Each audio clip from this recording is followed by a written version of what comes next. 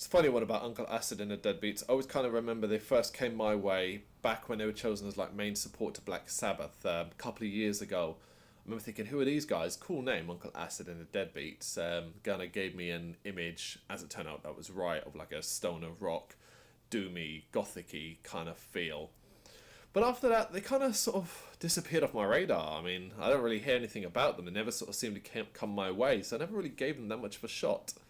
Well, that's changed now because the new album is out. New album called Wasteland, released on October 12th, 2018 via Rise Above Records. It's their fifth album. They formed in 2009, so they've been pretty prolific up to this point. And yeah, fifth album. Now, to kind of give you an overview of what like Uncle Acid and Deadbeats are, perhaps you go into this without having much of a clue. Just sort of think fuzzy, fuzzed out riffing. Harmonious but filtered and perhaps overproduced vocals, mystic kind of vibes. There is a bit of gothic tone to it.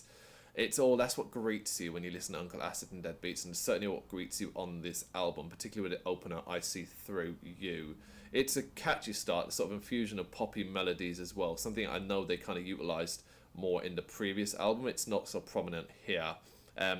But alongside that sort of acid wash stoner rock style, it's not a bad start. It's easily digestible, which was something I wasn't quite expecting. I expected to kind of get bogged down into this mire, but didn't get that in the opener.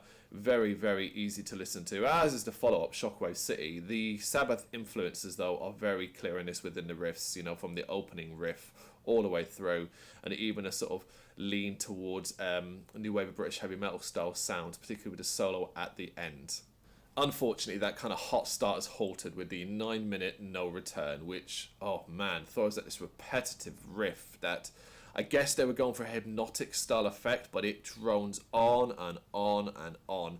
More likely to put you asleep, not to hypnotize you, to put you to sleep. It's absolutely boring. It's the only word I can think to use. It's so boring. It just keeps going on and on and on and on and on. It's 9 minutes long. Although, obviously, that riff isn't prominent for 9 minutes. It kind of cuts off about the 4 or 5 minute mark. And it does improve, though, right at the end, where it's kind of got this gothic drift away that's really kind of nice and sweet to listen to. It's the final few minutes of the track, and my ears kind of perked up when that came on. I was kind of like, oh, that's quite nice. To get to that stage, though, you got to get through that repetitive riff, and I don't know if that's worth it. Then you get Bloodrunner and Stranger Tonight. They're shorter, pacier tracks. These are the tracks that work far better for Uncle Acid and the Deadbeats. The increases in energy is really welcome, particularly following the 9-minute track. But unfortunately, both tracks kind of unremarkable. A lot of the blame has to go on the frustrating production job, not just on these tracks, but on the album overall. The band has always had this kind of super rough, fuzzy style of production, but on this, their fifth, I think that might just be wearing thin. The effects covering the vocals particularly are downright annoying at times. Maybe you think that production job fits. I don't know. After a while, it just started to wear me down. And when you hit sort of the title track, which is another lengthy one, but it fares a little bit better thanks to eerie melody.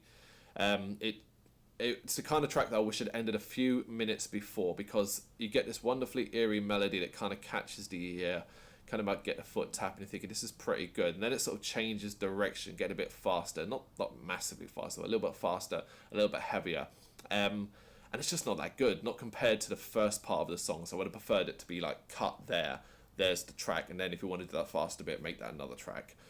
Ultimately, that's a sort of thing that keeps coming up in the album where you're kind of like, well, that bit's good and that bit's good, but that bit isn't and that bit isn't. It kind of makes the whole album feel flawed. It's a flawed album. Bedouinian's Oddities failed to spark. It's the penultimate track and it's pretty forgettable, but the closer Exodus is the highlight of the album. Here, even the production isn't as great, the riffs really shine, and the tone is really, really dark, deviously dark, and it's a really enjoyable kind of end. But, you know, it closes out and you finish and you go, oh, is that it? Damn.